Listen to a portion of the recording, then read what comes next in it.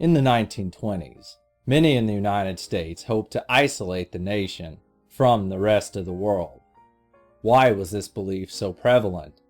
What measures were taken to make this happen? Throughout the 1800s, the United States typically tried to avoid entanglements in international affairs, especially those which occurred in Europe. World War I changed all of this when the United States found itself deeply involved in both the war and the negotiation of the peace process. Following the war, many Americans, largely led by Senator Henry Cabot Lodge, desired a return to the earlier isolationist policies. Lodge opposed portions of the treaty which had brought the war to an end, in particular, the creation of the League of Nations. He believed that America's membership in such a league would threaten the United States' political freedom. As the 1920s progressed, those in power hoped to reassert the United States policy of non-interventionism. This was a belief that military alliances and wars should be avoided unless it had a direct impact on one's own nation.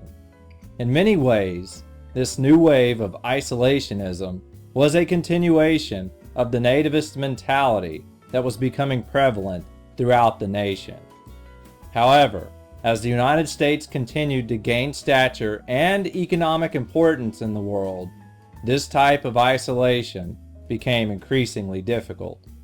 In 1928, Secretary of State Frank Kellogg and French Foreign Minister Aristide Briand created a pact known as the Kellogg-Briand Pact. This agreement was signed by 15 nations and essentially outlawed war.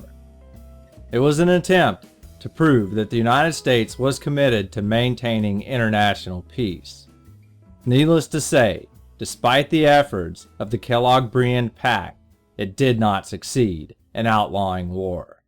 As the 1920s came to a close and the 1930s began, the United States continued to focus inwardly, especially after the stock market crash of 1929 and the Great Depression which followed. The nation became too concerned with solving its own economic issues to focus attention on what was happening in foreign lands.